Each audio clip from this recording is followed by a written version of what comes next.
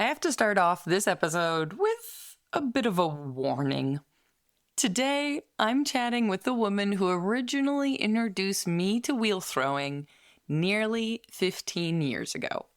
And while we've stayed in touch thanks to the wonders of social media over the years, we've known the big life shifts that each of us have had and the little bits of daily life that we share on the internet. It actually wasn't until this very recording that we got on a call and let alone looked each other in the eyes face to face, even if only virtually. I haven't actually been back to the UK since that time I lived there 15 years ago, which is sad to say.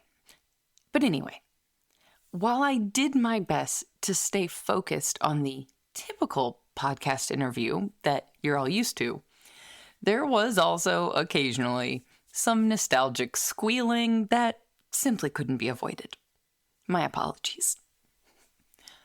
Victoria Brook and I originally met when I moved to Newcastle-upon-Tyne in 2009, straight out of university, to work at the brilliant after-school art center called Kids Cabin.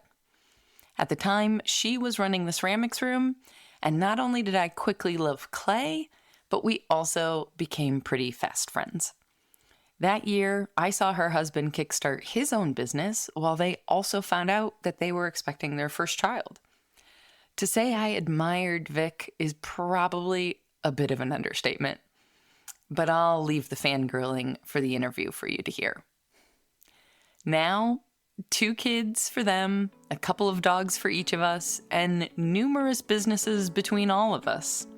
We're catching up on all of it, right after a brief word from our sponsors. Today's episode is brought to you by the Rosenfield collection of functional ceramic art. The collection exists as an online source for research and inspiration, featuring photos of objects made by over 1,000 artists. The images are high quality and can be used with no permission required, making them a great source for students and teachers. To find out more, visit www.rosenfieldcollection.com. A special thank you to the Archie Bray Foundation for sponsoring this episode of The Maker's Playbook. The Bray Clay business is your best source for Bray Epoxy, a 2-part moldable epoxy intended for post-firing repairs. Working like clay, it's easy to shape, texture, fill gaps, and recreate missing parts. Bray Epoxy is sold in tan, white, and black base colors, and we also have a 9-color kit that will allow you to perfectly disguise your repair. To place your order, you can call the Bray at 406-442-2521 or order online anytime at archiebrayclay.com. Now, on with the show. Welcome to The Maker's Playbook, the show where we talk all about what it's really like to make a living from the things you make. I'm your host, seasoned entrepreneur of 13 years, Rebecca Ikes-Kara. This feels so wild for me to say, but hey, Vic, welcome to the podcast. Hello. I'm glad that I've been invited on it. I can't believe it took us 15 years to actually do what is the equivalent of a FaceTime call. 15 years, oh my God. My year in the UK started in 2009, yeah. So, I mean, we can go with 14 just to make ourselves feel better. I was still there in 2010. I still feel like I'm that old, so that's fine. Oh my gosh. Well, for people that don't know, before we go, just disclaimer in the beginning, we're going to go probably deep down the nostalgia rabbit hole of my mind. So people have been warned now.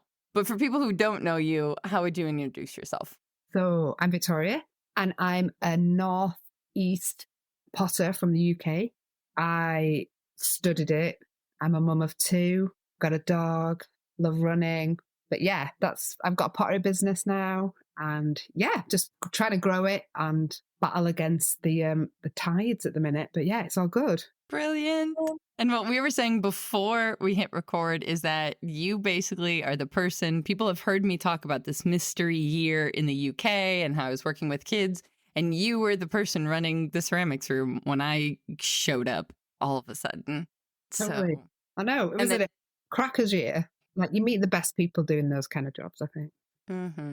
Well, and then the only reason, like, you found out you were pregnant and then left the job and said, right, here's the buttons to push on the kiln so that it works. And then I basically, quote unquote, ran, I'm using air quotes for people who can't see me, I ran this ceramic studio by not changing a setting. I think a lot of people run their ceramics businesses by not changing settings. I think if you find one that works, you stay with it until it doesn't work anymore, and then you have to find another one. I think that energy, like, is still probably true to this day for me. Don't change the settings on my kiln. I've got 4.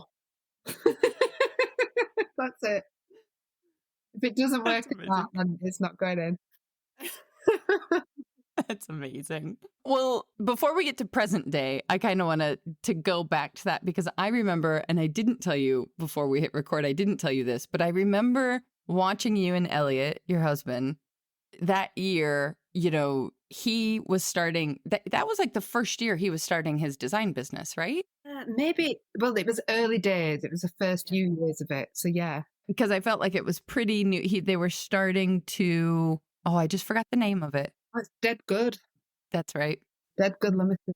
Yeah. I think maybe that was the first year he like went to a show in New York, or they did something, like they were doing something that it felt new. Yeah, it will have been, yeah. And then, because you were at a bakery and kids cabin? Yeah, so the long story short is the fact that I studied ceramics at uni, straight out of doing like an art course. I did a 3-year uni degree in ceramics, went travelling for a bit, moved up to Newcastle from Yorkshire, and then I got a job working at Kids Cabin, which is like a youth program where we taught in a very deprived area of Newcastle. We taught ceramics to kids on a night after school, just for, so they had something to do. Where I Met Your Lovely Self. And then on top of that, because that was like on a night time, during the day, I retrained to be a chocolatier and a wedding cake maker, and had a bakery business with a woman up in Northumberland. And so I did that. So when I found out I was pregnant, I left to do more of the bakery side because it was just easier and fit in more with life at that moment. But yeah, so that's where we got up to. I think I was doing that at the same time. I forgot that I thought you had left the bakery before. Somewhere I got my wires crossed there. I thought for some reason that you had left the bakery and then found out you were pregnant. And then I just remember thinking, how in the world does this work? Like, I feel like this is the very beginning of the way my brain thinks about this with the podcast and asking people these questions. I was like, he's got a brand new business. They just found out they're pregnant. How possible? Well, do you know, it's one of those things, which I don't know that a lot of people listen to this, when you have your own business and you put all that effort into the start of it, you can't just stop and especially if it's what you want to do and you want to work for yourself and you want to do what you want to do, it's a big, massive risk. But we did it, and I ended up not working because it was too difficult, because I ended up having 2 children under 2, and the nursery fees here are so expensive to pay for childcare that it was better that I just was at home with the kids. So Elliot was starting the business, and it was a few years in by that point, and I stayed at home with the kids. So I had like 5 or 6 years out of doing anything for a bit as well. But which I think that gave me my guts to, after a while, to want to, I mean, I don't know, like when you're a parent, you're concentrating so much not on yourself. It's all on everyone else around you and if everyone else is okay. And I came out the other side of that and they both went to school. I was like, oh my gosh, right now, what I want to do, what's going to make me okay. And that's when I started my business. I felt like I was older, had a bit more of a drive to do it maybe. So then we both ended up working for ourselves. So then we've got 2 self-employed people in our house, with 2 children now and a crazy spaniel. It's all good. But you can do it. Like if you want, it's one of those things in life, isn't it? It's like I always say it to myself, like, you've got to stay in your own lane. If you feel you want to do something, you can't look at everyone else around you and how society wants you to be and how all that is. It can happen. It might be not for 5-10 years or whatever, but you can make things happen when it's the right time for you to do it. I mean, honestly, meeting you and the rest of the team at Kids Cabin was the first experience I had of seeing artists who were just artists, who weren't, I mean, okay, we were teaching in a certain way at Kids Cabin, but it wasn't a full-time job for most people helping, they'd help 2 nights a week or 3 nights a week or what have you. But just to see you and Bruce having his own woodworking business, like where it was like, oh, the only thing you do is your own thing, and you have a very reasonable life, and you have a family, and you have kids, and you have, like that it wasn't this like, oh, in order to do this, you have to have a completely alternative life. Also, I mean, I think we probably all make specific decisions to make it work, but like that was the first experience I had of working artists. That wasn't a college professor or some other full-time position that supported the art, if it makes sense.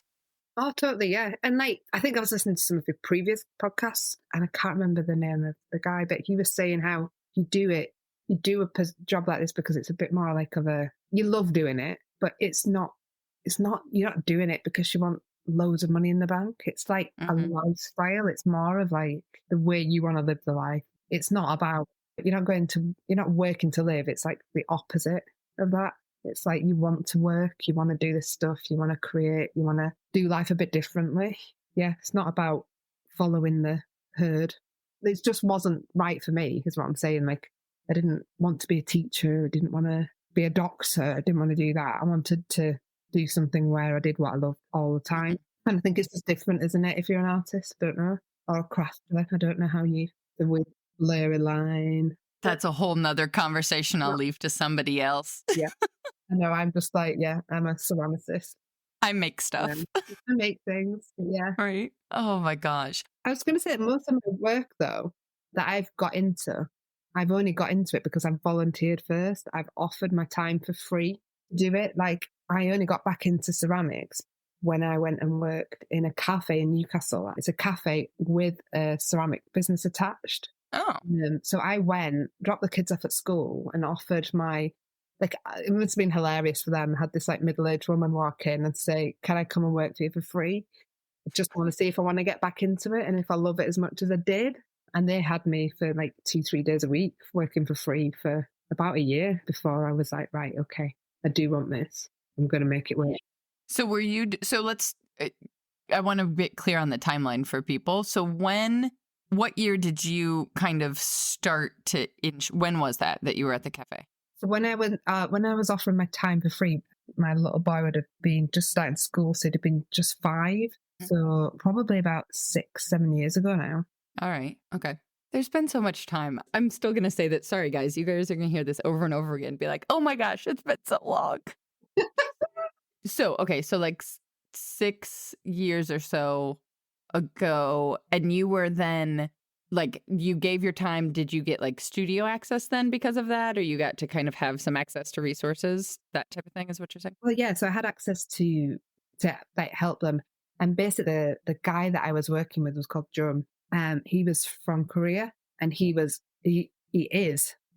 still is unbelievable. Like, he is a master of his craft. Like, so I learned so much just being in the space and watching him, and the way that he works. He makes functional wear, but he used to say to me all the time, if it's not functional, it's not beautiful. Because if you're making something to be functional, the easier it is to use as that piece, the more beautiful it is, because something can look really pretty, but if it's not functional and it's hard to eat out of, then yeah. So, I mean, I think that's where I've ended up a bit where I am now, is the fact that I make a lot of pieces now for kind of high-end chefs up and down the country. So I work with a lot of guys who've got Michelin stars. So their plates and their tableware needs to look really nice, but it also needs to be functional. So sometimes there's this dilemma when you work with people where you're like, that sounds amazing, but how are you going to pick that up off the table? Like, yes. I have got a chef that I work with who wanted completely flat plates that were like just a disc of clay with like a thing on. And he was like, love them. And I kept saying to him, are you sure? And he was like, yeah. And like, finally the day, and he was like, we do love them, but I find it really hard to pick them up. Like when you're trying to serve. He was thinking purely of the aesthetics. He should have had one of the staff in with him to be like, right, I can't serve.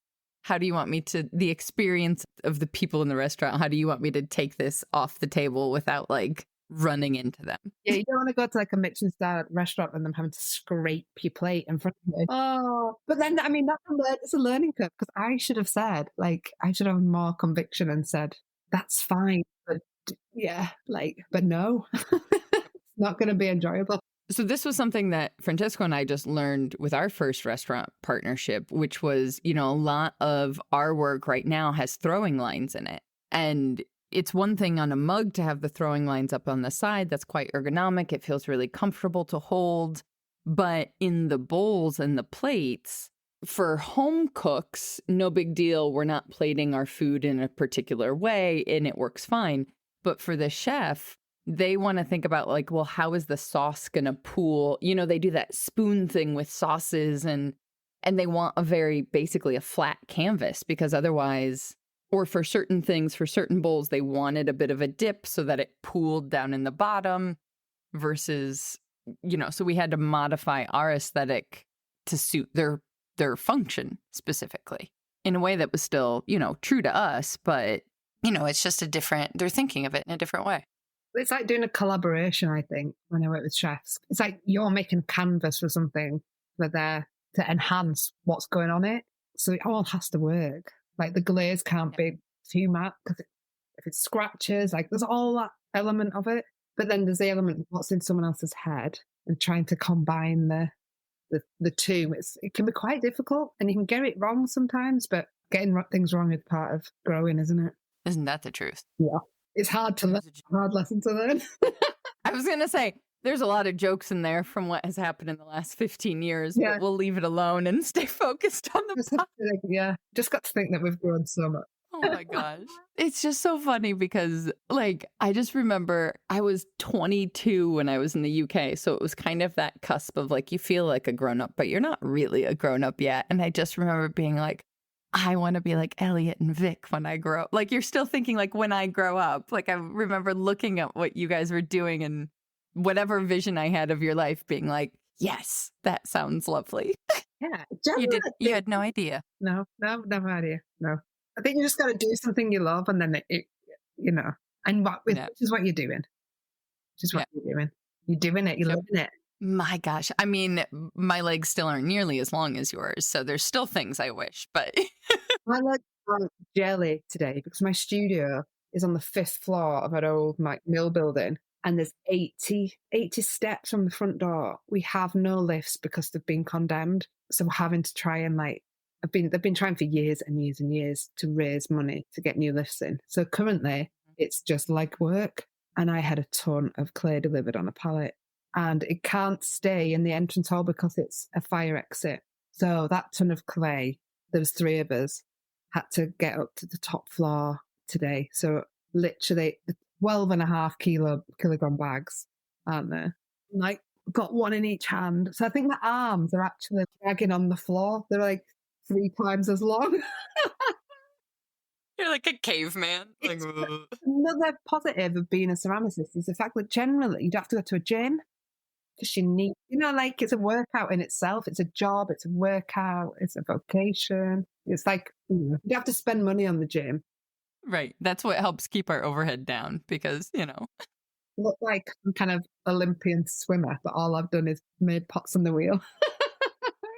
You and Michael Phelps, tomato, really. Give me a gold. Oh my gosh. Okay, so when you were at the cafe, you said you were there for a year and then you were like, right, I still love this. Let's do it. Or what? Yeah. What happened in between? Well, I was like, yeah, I need to do something. Elliot works for himself. So we're in a position here where, this probably sounds like we're not that far away from our parents compared to the scale of America, but in England, it seems quite far away. The 2 hours car drive. Mm-hmm. We've got friends up here, but, the childcare is an issue. So when the kids, especially when they were little, I had to be there for school drop-offs and pick-ups, and there was no one to ring really if you couldn't be there, So I wanted to be able to work for myself. I wanted to do ceramics and give it a go. I was like, it's now or never kind of thing. So I decided that's what I was going to do. And I randomly, I'm quite chatty and I'm quite very transparent person. People will be shocked to realize, how did the 2 of them become friends? I don't understand. I know. So I literally, again, I went to a market in Newcastle, which is in a place called Tynemouth, which is by the sea, and it's lovely. And it has a craft market on a Saturday and Sunday. Well, it's craft and tat, basically. There's like someone's garage laid out on the stall next to someone who's made some beautiful glassware off. So it's a bit of a mix. But Sounds like Newcastle. yeah, so it's like, and brilliant. You can buy like big granny pants from one stall and then like a beautiful handmade mug from another. It's like hilarious. But there's a girl there that I knew was a potter. So I went and just said, hi, like, I'd really like to come do some work. Do you know where there's a studio? And asked her. And weirdly enough, that week, there was 3 people sharing a studio and one of them was moving out and hadn't really thought past getting anyone else in. So I just went and said, can I come and do it? And they were like, we went and had a cup of tea and they were like, yeah, crack on. So overnight, I literally had a studio that had got one kiln in. It was very small. It was like a cupboard. But yeah, so that's where it started. Literally just having the balls to go and ask someone. And then from there, it's just kind of, I can't say I had a business plan. I can't say, I mean, I've been lying, 100% lying. Literally, I'm winging it. I'm just letting it roll. And I suppose if it doesn't roll the way I want it to roll, I'm just going to have to throw it again, roll it sideways or something. But yeah, that's how I've ended up doing what I'm doing now. And like, I mean, last week, I had all my work on the BBC for the Great British Menu with chefs, and loads of stuff like that has just come from, I don't know how I've got here, but I have, and I'm enjoying it. But it's keeping it going, isn't it? There was something you said before we hit record that was like things being at the right time. I don't remember exactly how you phrase it, but it was like, had you tried to start the business at the exact same time as Elliot was starting his, and then even, pushed through having Molly at the very beginning, like it just you would have been pushing it. You would have been forcing it to happen as opposed to, like, now is the right time for this. Now is the right time, just like kind of letting it be itself rather than my default, which is like, let me force this into reality. Yeah, well, I think it depends, doesn't it? It depends on your confidence within yourself massively to do something like that, doesn't it? And sometimes, like when I was a bit younger, I didn't have that confidence maybe to think, or maybe it felt too big to be able to go and do that. Like I could have done it straight out of uni, but something must have stopped me then. And maybe, yeah, it's got to be the right time for you. Maybe the right time that you meet someone who spurs you on to do it. Like when I walked into that cafe and said, can I come and work for you for free? They'd have said no. Like, what if I'd have gone and chatted to someone and it hadn't been as easy as it was? Would it have carried on? I don't know. But I think I've had a few things that have gone right and worked for it to progress. I still share a studio. I would love a home studio, but I would always maintain, I think, a social space because I'm not the type I know some people would love it, but I really like being around other creatives and other businesses. And even if you're just walking up the stairs and you have a chat with someone on a corridor, I find it so much more uplifting than I would if I was just on my own all day. I find that really hard.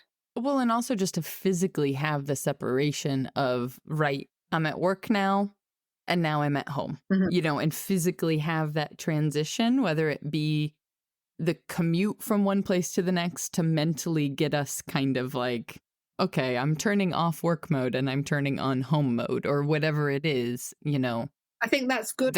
I think the problem that you have with ceramics, if you don't have a space at home, is you can't work from home. I start to, make little things from home now that I sell.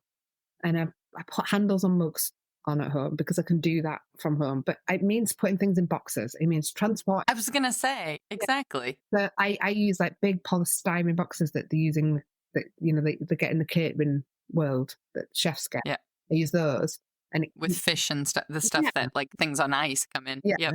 I use those because they're the one thing that keeps your work like at a really nice atmosphere. I put my handles on my mugs at home, and then I have to put them back in these boxes. But then I have to risk getting them, traveling in the back of a van and doing all that. But that's the only time you can physically make something that, if you're working on a wheel especially, that you can do at home. Yeah. So I would love, that's another thing that, is in my head. It might happen. If it doesn't happen, it's not the worst thing in the world. I'm not going to like beat myself up about it. Quite happy in the situation I'm in. But yeah, like it would be, it's on the list somewhere that I haven't written down. Plus I'd lose it. Honestly, I think I drive a lot of people mad about my business because I'm not organized. I don't have spreadsheets. I write things down on a bit of the back of an envelope somewhere, and then that's in my notebook. Like my filing system, especially for my tax. Tax man, Oh. a hilarious tag. It's all there, but it's all on the back of random stuff. But it's all there, like on a napkin and a bit of this, and nothing's. I don't use computers very often. It's yeah. I'm a bit of a cave woman. You're such a proper Potter. Always filthy. We were saying this earlier when I've just had to start wearing glasses, and oh my god, like always filthy. Like my apron by the end of the week can stand up on its own. So the reason I'm a mess in the studio is your fault. That's what I'm going to tell Francesco. It's like, that's who I learned from. I'm just honoring the legacy. I've got two guys on wheels next to me, and then I'm in the middle, and I'm just like, rah, like there's stuff everywhere. And they're working very cleanly and like tidying up instantly. I don't work like that. For some reason, my hands don't produce work in a clean way. But that's okay. It's fine. I still can make nice things. But yeah, I just think it doesn't always have to be. It's slightly chaotic a little bit, but it's just the way that it's where it's going to have to get a bit more organized. But at the minute, we're getting there. See, this is really interesting for me now because I hadn't realized you were doing so much work with restaurants. And this has been like a big thing that that we're so excited actually happened last year and where we want to take our own business as well. And I'm like, okay, so how does that kind of chaos for you work when you're collaborating with other places? Because the biggest mental shift for me, the big struggle I've had with switching over to ceramics is like the timing of things is so much less certain. So I can't give people the like, oh, we'll have that ready for you by the end of January, knowing I can be 2 weeks early and surprise them and give this wonderful experience because it's just maybe it will, maybe it won't. I don't know. And like communicating that to other people in a way that feels responsible, I guess. Yeah. It's like either they get it or they don't, I guess. I don't know. The only way I've dealt with it is by being 100% transparent with people. So I keep people updated on stuff. I always try and have a chat about the process of it and explain things. Because at the minute, I'm sure everyone suffers with this, but my studio doesn't have heating. So in winter, it's like absolutely Baltic, we'd say in the north. It's freezing. Like it was 4 degrees. I mean, it's 4 degrees inside after the kiln had been on the other day. So you've got like hot water bottles. Celsius, I'm on about. So we've got hot water bottles everywhere. Hot, like boiling a kettle, pouring it in your water to like keep your hands from not freezing up. But that means that the clay doesn't obviously dry as it should. So it's taking like 3 weeks to get stuff dry to go in the kiln. So that's massive, isn't it? If you promise someone something in 6 to 8 weeks, they're just not going to get it. So at the minute, I work on it. I'll try and get it for you for then. But then I've obviously had whole kilns that have just been something's gone wrong with the glaze or the elements have failed halfway through firing or there's I don't know why people do it really when you talk about it. Like, there's so many things that can go wrong. So many. But we just keep going, don't we? Yeah, it's like so many things that can go wrong. But yeah, I've always just like, I have had incidences where like something's happened and I've just I've fretted about it. And then I've been like, what can I do? At the end of the day, it's just a pot. It's my business, but it is just a pot. No one's died. And I've just rung up, being very transparent and gone from there. And if it's not what they want to move forward with, I can't. That's out of my control, isn't it?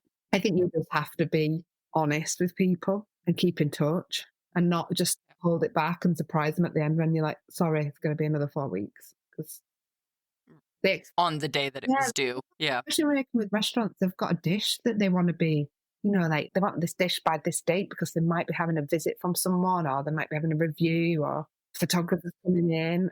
And it's really hard. Like the guy who I worked with for the Great British Menu, I've known him a long time, and he's really helped my business. And I really value him, Carl. But so he rang me and he was like, babe, I'm doing the Great British Menu, but it's like in so many weeks. And I was like, ugh.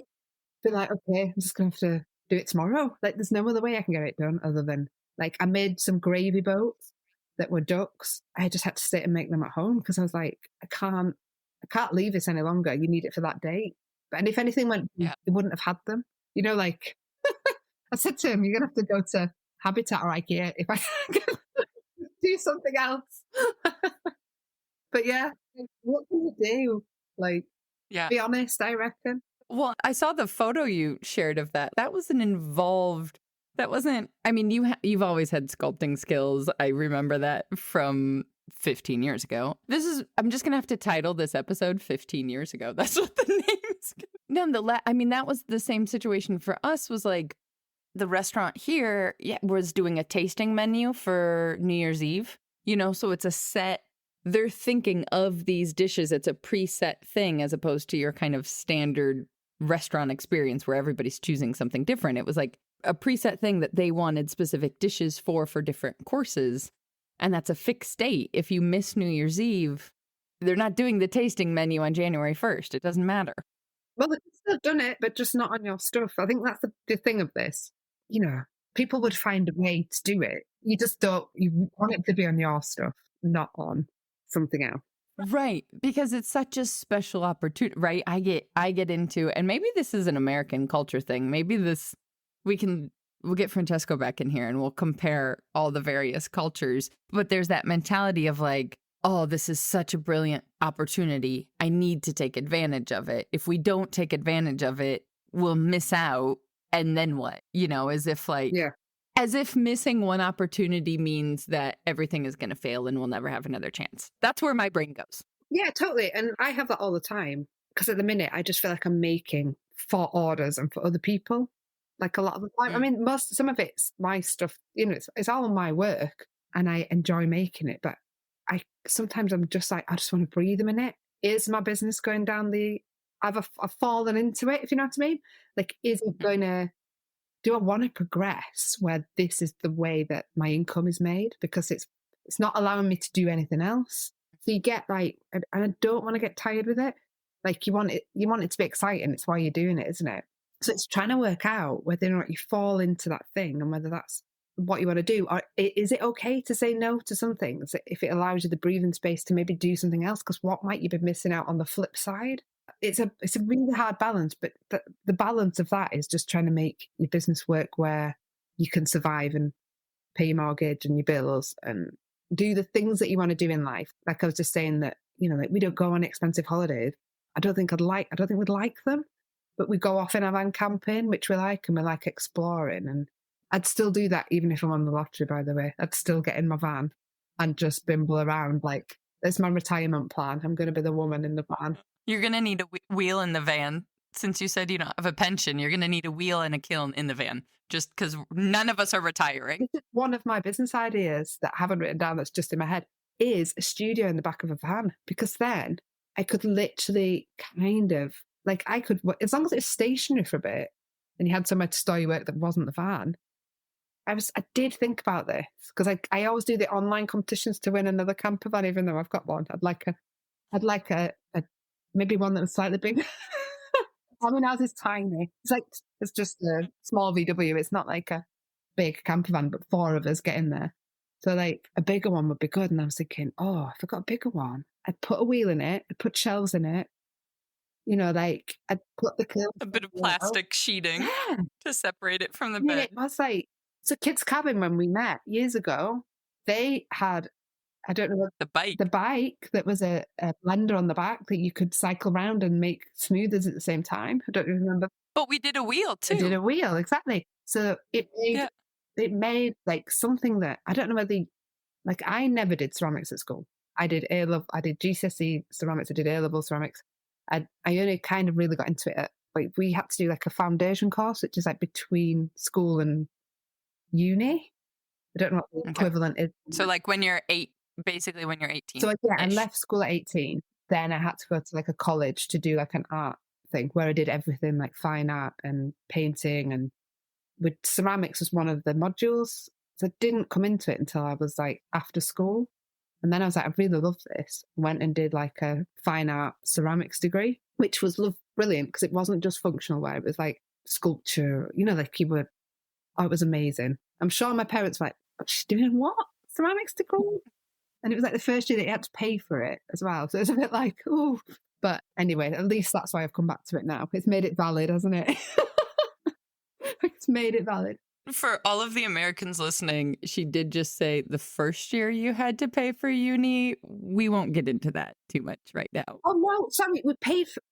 So it used to get where you didn't... I don't know, in the UK, you didn't have to pay. I know. Yeah. So when I started, you had to pay for it all. It was like... But then you always have to pay for it in America. Oh, it's like... Yes, and it's exorbitant. Yeah, like... Exorbitant. Like $30,000 a year. Oh, a year? Yeah. Uh-huh. And that does not include your books, which are also a few $100s a piece, typically. Now, you can get some from the library. There's ways to be savvy about it. But, like, yeah. I mean, it could be less than that. Some state schools, some smaller, like, community colleges. But we're still talking 5 figures per year. I mean, even if you could find somewhere that's, like, 12,000 a year, maybe. Well, I think I came out with like, can't even actually remember, but I think it's around £14,000 of loan. The whole, right. But that was for the whole... That was for the 3 years. The end of your degree. That was the whole thing. I don't know what the pound and the dollar is at the minute, but it used to be that a pound was like $2. When I used to come over to America when I was younger, I used to buy all the Levi's because they were half price.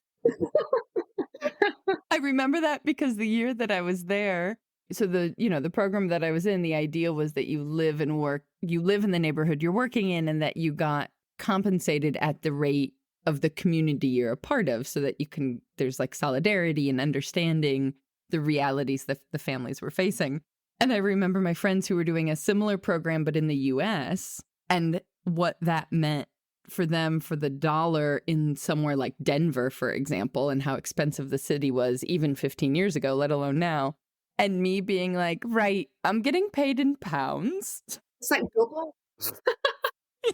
Oh, gosh. But anyway, we won't get too deep into the economics and the politics of it. But I do remember I had a friend that I met in Newcastle who was saying she had like just finished uni. And she was saying how like she didn't have to start paying back any of her loans until she was earning over a certain amount, like basically getting a livable wage. Yeah. And then the loans went into effect. Yeah. So, but the problem with that is if you don't instantly come out and earn a livable wage, then the interest building. I mean, I looked into it all, how you didn't have to pay it. I was going to move out the country if you lived out of the country for 10 years, or if you're just too old and don't earn enough money until you're 70, I think it's written off.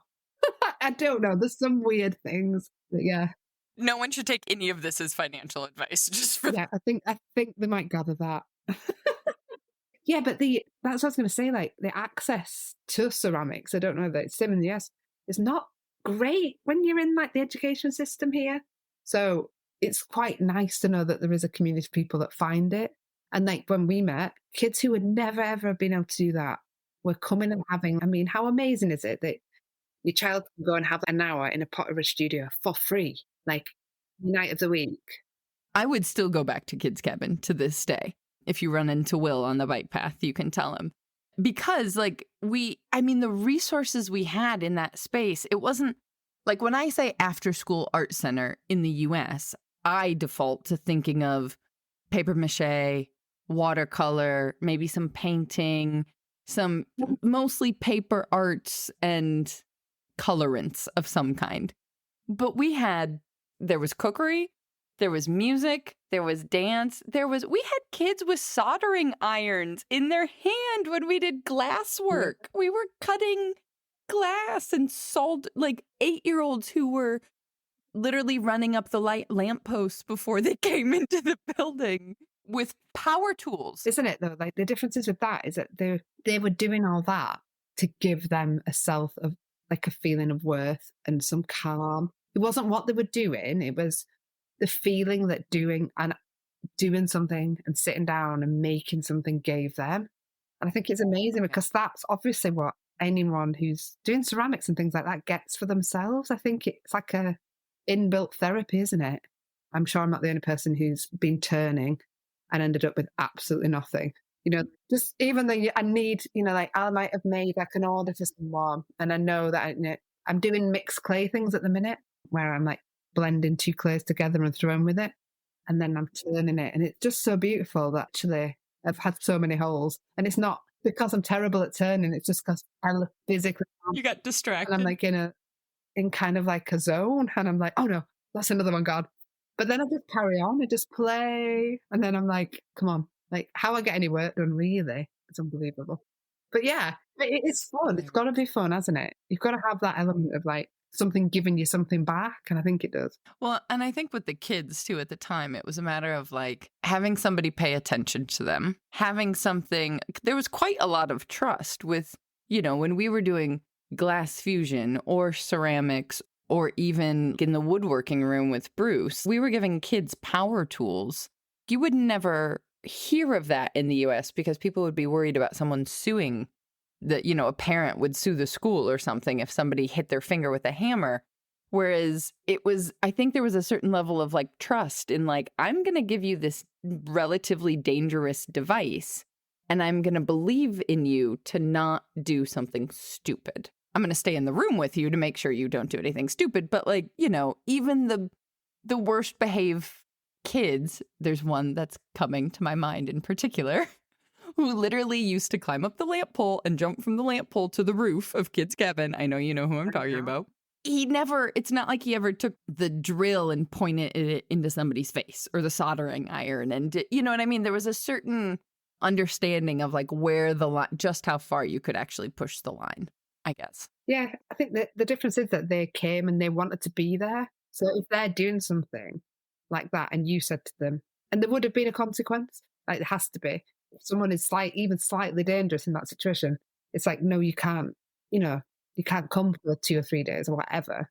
They wanted to be there. So I think we had it better than obviously the teachers and maybe at home because they chose to come and they wanted to be around. And yeah, most of the time it was good fun. Some of the times it was highly stressful. Another bit of the time it was just devastatingly upsetting. But it was, that's life, isn't it? I had to leave when I had my children. Just get out of youth work for a little bit. Like I could definitely go back to it now. Just for the energy, the amount of energy it pulled out of us. Yeah.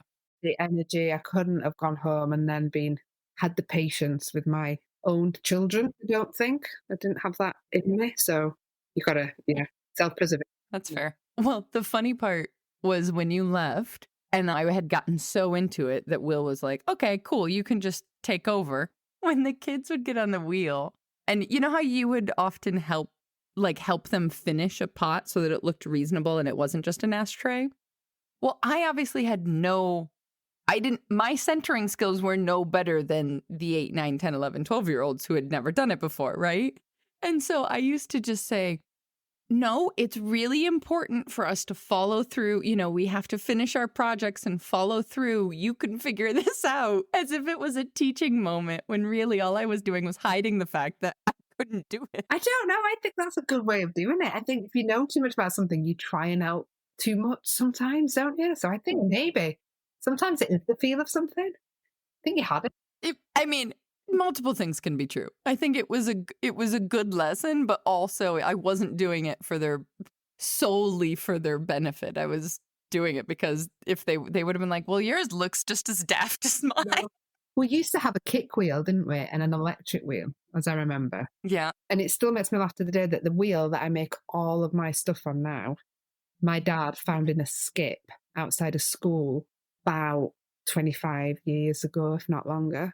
Really? Yeah. So I've got a wheel that's not even got a pedal on it. It's like got a gear stick. Like is it called a gear stick in America? Yeah. So it's like a big long thing. So wait, you control the speed of it with your hand? Yeah. I've never seen it. You're gonna have to send me a picture. It's like a tractor. It's like the most invincible thing you've ever seen.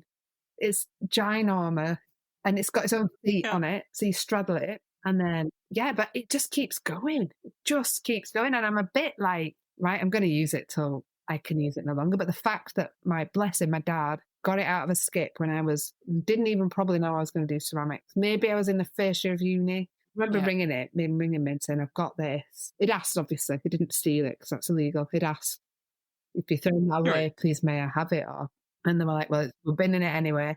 And he kept it in his garage till 7 years ago. I mean, that's like another thing that's like, when would that happen? I didn't have to buy a wheel. Like, it's a tractor. And the guys next to me working on like chimpos and, I'm sure they're far more Yeah. efficient than but you get used to something, don't you? But that's also a really good point, because I think sometimes, if someone's interested in starting out on their own, they're looking at what they're seeing on Instagram that's all new and shiny and beautiful and thinking, oh gosh, I have to have tens of thousands of dollars to start a studio, when really most of us get started with whatever's getting tossed out, whatever you can find, whatever. Yeah, like, I mean, I was looking for my wheel on like eBay, and it's like, there was some going for ridiculous, like so little money. Because people are like, it's huge. Who wants this anymore? I'm like, me, I'd have another one. Like, it's lasted for 25 years and I haven't had to do anything to it. I mean, it will have lasted longer than that. I had a whole life in a school before me. If it's probably 40 years old, it's probably only slightly younger than I am. And I'm like, if it's not broke, don't fix it. It's fine. You can work with stuff, or I'd say go out there and if you just ask. Like, I get loads of people saying, like, if you've got any kiln space, if you've got this. And if I was in a position to do it, I'd be like, yeah, give us a tenner for electric and you can have a shelf in the kiln. Like, there's loads of people, you can do stuff just like in small ways to begin with to see whether or not you like it. I think it's a matter of, what I've heard kind of as the through line from you for a lot of this is like, it doesn't necessarily look perfect to start, it gets figured out as you go along. I think this is kind of the downside of things like Instagram, is people are seeing what seems like a perfectly figured out either business plan or studio space or equipment or whatever, when really the only way you're going to get started is just to get started with whatever you have available at the moment. Yeah. Well, do you know what? I'm going to do this. I'm going to put this out there to the world. I'm going to film myself on my old tractor wheel with all of my hot water bottles stapled to me, with my blue hands because I'm so cold, and my nose will have a constant drip on it, with splattered glasses, with my headphones on because I can't work with nothing in my ears or something to do, otherwise I'd just get distracted. So I watch really terrible murder mysteries while on the wheel. So I kind of listen to them while I'm throwing. So like, there's a program on the BBC here called Death in Paradise. I don't know if you have it over there. Yeah, so I listen to that, and it's terrible, but it's good terrible, if that makes sense. I listen to that with water bottles strapped to me, making my pots on my wheel that's just got like a gear lever. I'll do that. I'll put out the reality of my business. I have to pull up this. I think this show is what, actually, I'm sure my mom will listen to this episode. I'm fairly certain this is what my parents watch. Yeah, I love it. Like, I was a big fan of Columbo. I still watch Columbo. I've got box sets in the loft of like DVDs from when I was at uni. Do you still have a DVD player though? Do you have any way to play them? I do have a DVD, or I think we can maybe play them through my son's computer. Yeah. I don't know. Yeah, but we have.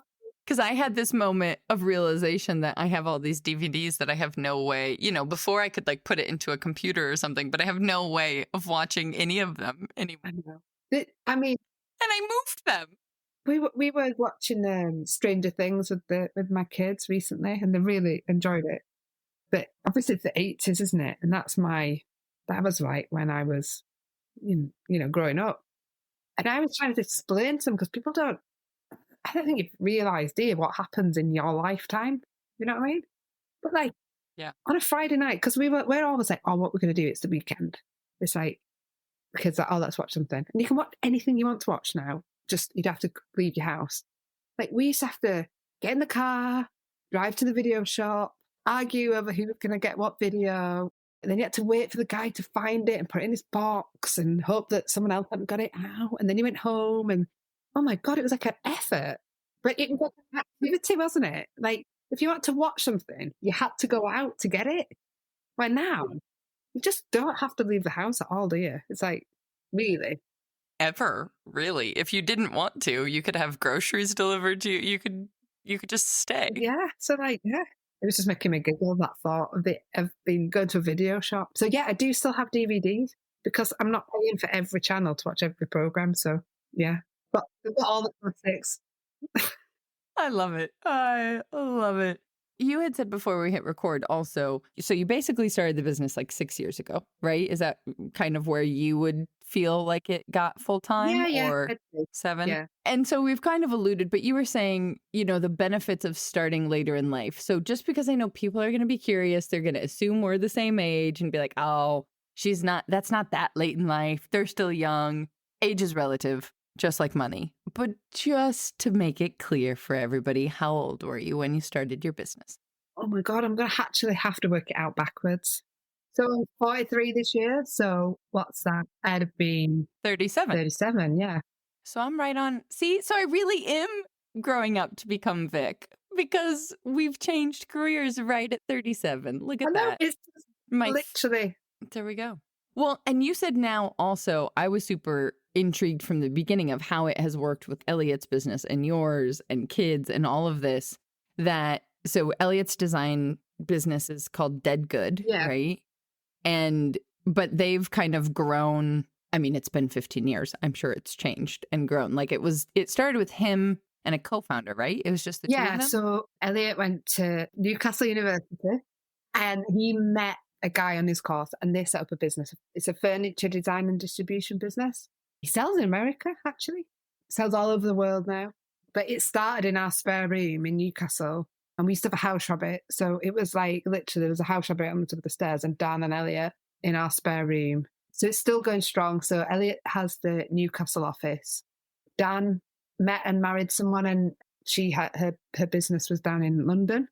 So they made that work. So that they now have they have a showroom down in Old Street in London. And yeah, I think that what you were saying before was interesting. That I don't know whether it would have worked so successfully if we'd have both been doing it, trying to do it all at the same time. And obviously then I having a family and I mean, it's doable, but I think for me to have done that would have been a lot of effort. So I think we just, like I said, we took the sacrifice and I didn't work. So I did that. Elliot could work. We can work from home. It's a very involved dad, husband, is my best friend as well as we are literally he's my soulmate, I think. But when we've always encouraged each other. I mean, obviously you get moments where you're like, really? But you get that in anything, don't you? And the fact that he comes home every night, and even if he's had a frustrating day, it's his thing that he's frustrated about. It's not. I think that's the thing, isn't it? He works for himself. I work for myself. It means like I was saying, we go away in the van, but we don't have to ask someone for time off. We just have to make sure we've he will have organised his time off. Mine might be a little bit more sporadic than that, where I've gone, oops, your order's going to be delayed by a month because I forgot I'm going on holiday. But yeah, it's that kind of thing. We can have time off when we need to. If the kids are ill, don't have to ask for time off. Equally, you don't get paid if you don't work and all that malarkey. But it's what we were saying earlier about it's a lifestyle that you're choosing, not loads of money rolling in the bank. I think that's a bonus. And I'm not saying that that's not obviously you've got to drive to be successful. I mean, you can tell by my wheel being 25 years old. I'm not, if it's not broken, I don't fix it. I buy a new pair of jeans when I've got a hole in them. Money wouldn't change that element of me, I'm a bit Victorian in that fashion, I suppose, but not fashion. Sorry, I don't dress like a Victorian. I'm mean. Okay. So now when you take the picture of you at the wheel, I'm going to expect full corset. I'll wear a corset on the wheel. Exactly. That would be really helpful, actually. Yeah. Jeez. I mean, winter for me is the season of a bright red tummy where I've literally had, I need a cover from a hot water bottle is what I need. Oh my gosh. We just got to do I need to mail you some long underwear?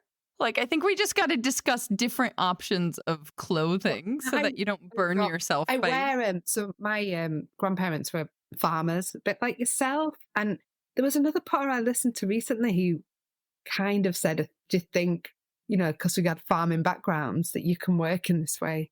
Can't remember who it was. That was Dan.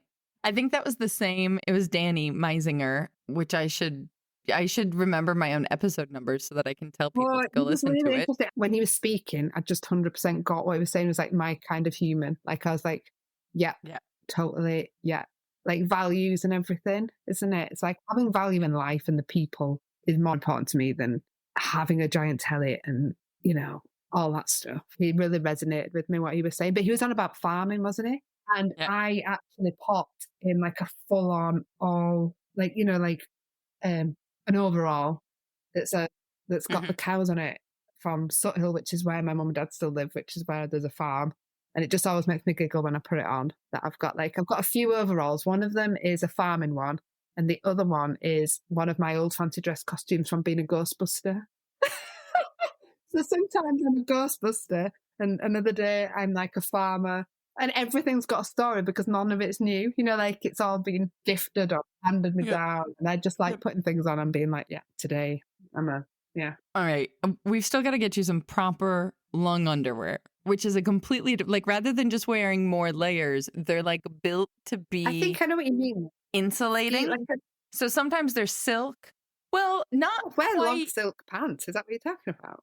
So, like, they're thin enough that I wear them under my jeans. Okay. And they don't cling. No, not really. And you're not going to, like, sweat. So I'm realizing I think this is an American thing because we were just talking to another friend of ours who lives in Milwaukee, but she's originally from Brazil and she'd also never heard of long underwear. And I feel like it's a very Midwestern. I think we'd call them long johns. They were a very male thing. But now, because we used to get long johns and they had, you know, like the bit at the front to get you where they are. The open bit. Right. No. So this would almost be like a pair of leggings, but you can also, I have a shirt also that, except it's very particular. Like I have silk ones and then there's others that are like wool. The silk's more comfortable, but they're insulating. And so it's not like a whole one suit, like when I picture a long johns, I picture like a adult onesie. Oh no, like long johns are like leggings, and they were called, I think they were like for men. They were like long johns, but then they do them for women now. And yeah, obviously, I suppose like it's like a base layer, we might call it, like that you'd wear. Yeah, exactly. Okay, but yeah, we do have those. It just, I find like the layers, isn't it? But that's what's so brilliant about these. Because with the silk ones, they're so thin, it's not nearly as uncomfortable to wear under your normal clothes, rather than having to have like a baggy something to wear on top because it's too thick. Okay, well, maybe I'll look over here for some silk leggings. I like the era when you used to sew yourself in your underwear because it was so cold. I think like Newcastle gets like that. I mean, you have it cold, don't you? But I was going to say, I remember, again, the unofficial title of this episode, 15 years ago, was when you all had what was described in Newcastle as a blizzard. And I was just looking around being like, this is just snow. It was like an inch or two, I think. But because it didn't melt right away, everyone didn't, like, I remember people canceled plans on the weekend. Everybody was scared to drive.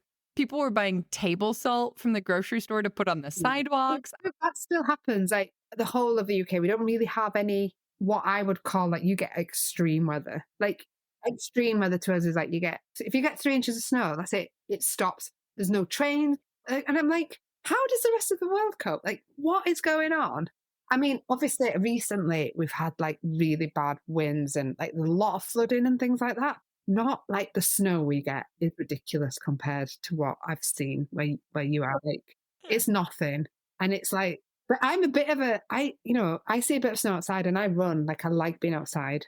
Like a camp, I run. And I'm like, I dare go out because I might slip. Like, that's it. But as I've got older, I was having this conversation with my friend. She was like, just come out. And I was like, no, if I fall and I break my arm, I can't work. There is an element now of me being like, do you know what? Kids, you can go on the ice skating rink. I'm going to sit here because my arms are really expensive. Like, if I break them, it's my living. You know, like, can I get insurance? I mean, I don't know whether it exists in America. I've been looking, can you get insurance? Because they're like you're a possum. You work with your hands. If I don't have my hands, I can't. As like a work tool that if it's broken, you can make an insurance claim. I'm sure loads of sports people insure like their feet or whatever. Like, why can't you insure my hands? Yeah, anyway, just another thought that's on my list of things that I'll lose. I mean, the pragmatic answer, and this is a very US focused answer, is we have like supplemental insurance. And so we have like, there's your basic healthcare insurance that allows you to see a doctor, go into the hospital and all of that. But then there's like third party companies that basically you pay compared to the cost of healthcare. It's a pretty small amount per month that would effectively, there's all these different scenarios listed out that you just get a check written straight to you should one of these events happen.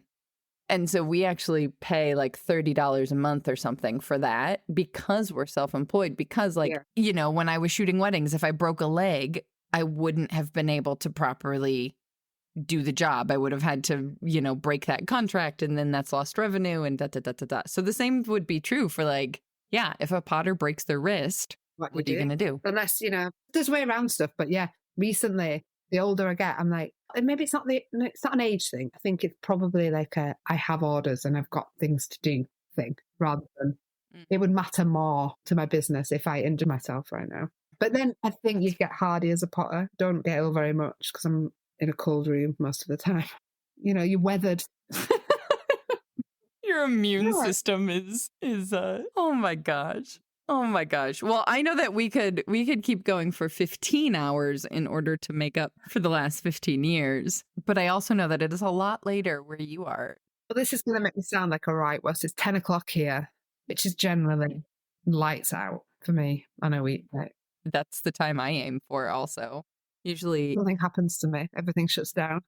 Exactly. Well, since we've gone a few different ways as expected, is there anything that, where you're at with the business right now that either we didn't talk about or you feel like for people trying to figure this whole thing out would have just been really great to know 6 years ago or even 15 years ago when you were waiting to do this thing? You can only go from personal experience, can't you?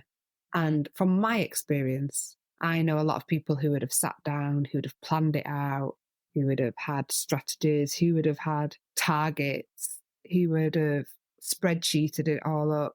I'd say, don't worry if that's not the way that your mind works and the way that you work as a human. Like, you can still do it. You can have a successful business where you can make, like I make my living out of ceramics and work with amazing people. Just be honest, be transparent. Yes, you have to come up with solutions of organisational, but they don't have to be the same as everyone else's. Like I said, I don't use a computer. Mine's still all written down. Discovered QuickBooks, which has changed my life, actually. But other than that, yeah, I'd just say, you don't, like you said about Instagram, it's not all perfect and you don't have to do it all perfect and you're going to make mistakes. If you're in ceramics anyway, you know that loads of stuff's going to go wrong.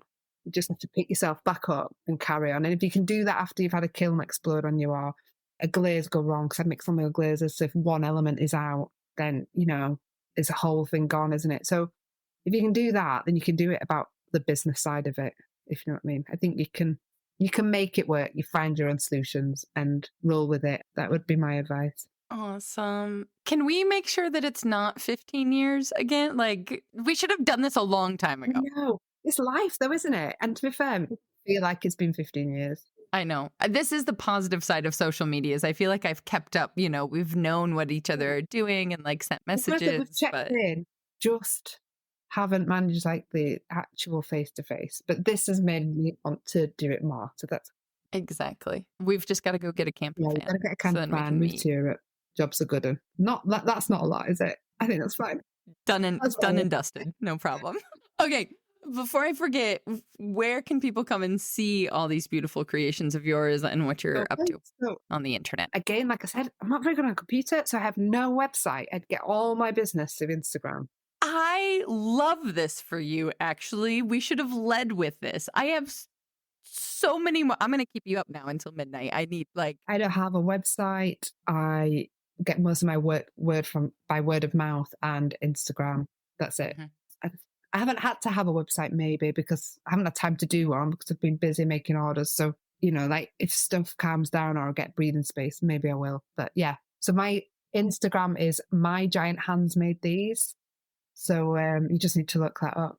And I'll put a link. Yeah, you have to put a link in there. And so if anyone's got any questions, I'm quite happy. I'm very open to answer them and whatever. okay-ish at sending messages back. Actually, there was one question. Oh my gosh, I almost forgot. So I don't know if I've got the community, which is like our online home for makers chatting. And one of the perks is I tell everybody, not perks is such a smarmy word. Whatever. I tell everybody who I'm chatting with before we record so they can ask questions in advance. And I almost forgot because Shanine asked a question. So give me 5 more minutes and then fall asleep. Her question always for anyone who's been doing ceramics for a while is, where do you pull your inspiration from that helps you continue to evolve? And we touched on this a little bit in saying currently you're feeling a bit kind of stuck in the production side of it. Yeah. I think you have to so I picked up a sketchbook recently, started to do sketchbooks more. I get a lot of inspiration from being outside. I like being in the mountains, and I know that that's not accessible to everyone, but I just like going out, walking. I think just looking and being present when you're outside gives you kind of loads of ideas. And also, if you collaborate with someone else, that sprouts loads of different ideas as well. So collaborating with someone doesn't mean say you're making, a chef might say to me, I want that. But then you have to come up with how you're going to do that. And even if there's always something fresh, I think, if you're never making the same thing all the time, I might make 40 of one thing for a chef, but then the next thing I make will be different to that. Inspiration wise, I think, just getting out there and living as much as you're in working, I think is what you got to do. You got to go walking, got to do stuff like that. Which frankly is perfectly connected with the fact that you just said you don't have a website, because, you're making relationships with people in real life, putting yourself out there, which for some people might sound a lot more scary than building a website and trying to figure out how to get the Google robots to come to the website. But for other people, it also is a lot, if the tech is overwhelming, it's like, well, find a way to do it without the technology. A website frightens me. I don't think I'd have to learn I'd have to learn that, where I don't have to, like word of mouth, chatting to someone, just asking a question. That comes easier to me than thinking about going online. I know it's very different and different people are different, but me even knowing where to start with a website, I think my daughter who's 12 would have to do that for me. Sorry, she's 13 now. Wow. Geez, she's 13. I don't want them to grow up, so I keep them at like a nice age, and it has to be an even number. She can be 12 and 14, but she can't be 13, because I don't like uneven numbers. She'll probably be better about doing a website for me. I love that. Well, I'll put a link only to the Instagram in the show notes so people can go and find that wherever they're listening. It'd be amazing. It's been lovely to chat. Really enjoyed it. I'm just impressed. I was like, how am I going to make this useful to other people instead of me just being like, hi, oh my gosh, it's been so long. So I think there was actual content in there, so I call it a win. But actually, like we were talking about something where we met, but that it really actually is a kind of poignant way into it was about ceramics. I credit that entire year and the conversations I had with all of you before I left. I think it was a conversation with Simon, because as my year was finishing, I was trying to apply for all these graphic design jobs. And I was taking interview calls on Skype. I mean, this was pre-smartphones and all of this stuff, right?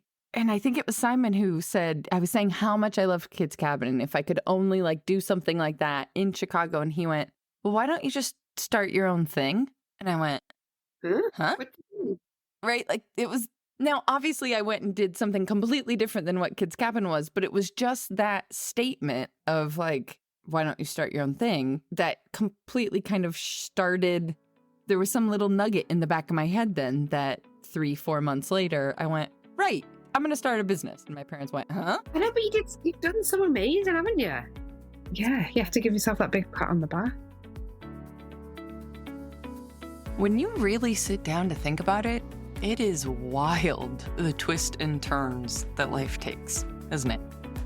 When Vic and I first met, I had a shiny new graphic design degree, and I thought I'd be taking that 1 year of living in the UK, and then just come back to the States with a job already lined up in an office somewhere using InDesign and all other Adobe design products from Monday through Friday at a desk, surrounded by other people at desks, more or less for the rest of my days.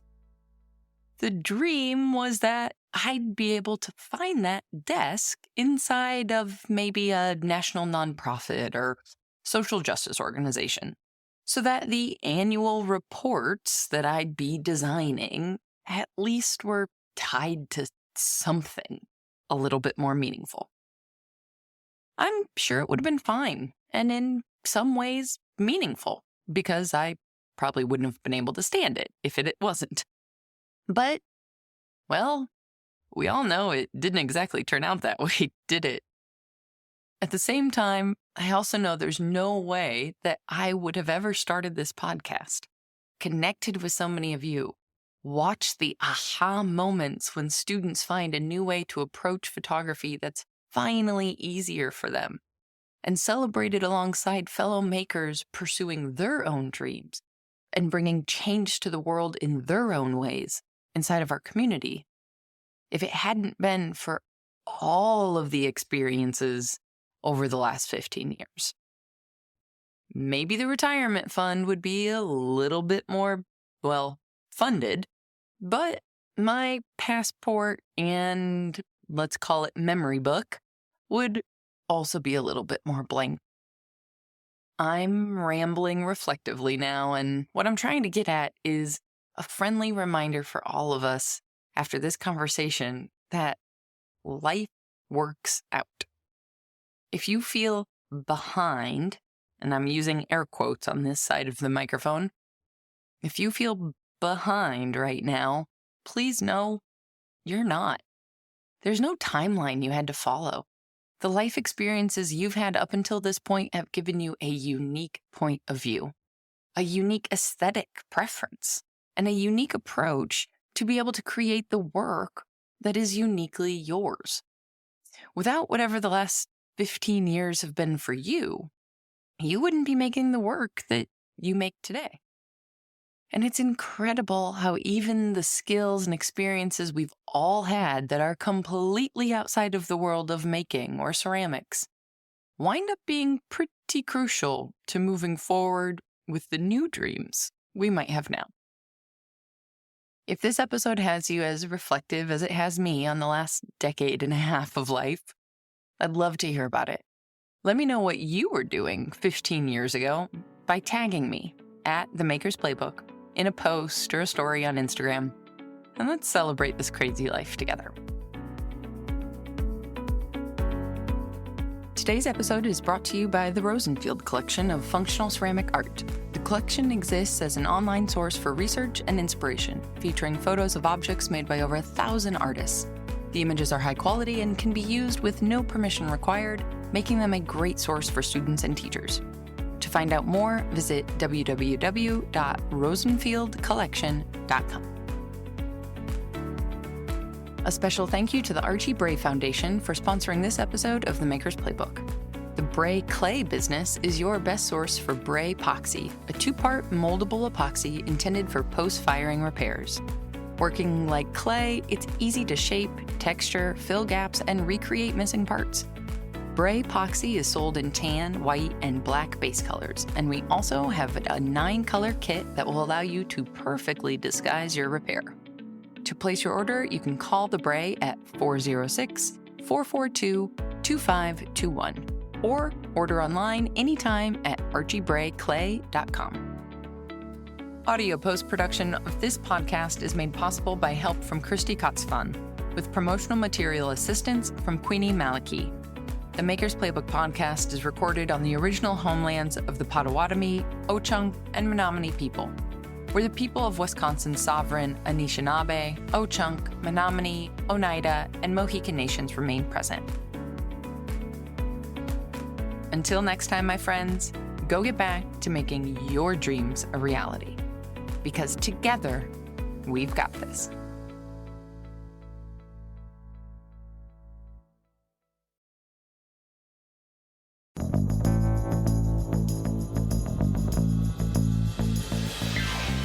This podcast is a production of the Brickyard Network, an extension of the Archie Bray Foundation for the Ceramic Arts. To find out more about our lineup of ceramic podcasts, visit brickyardnetwork.org.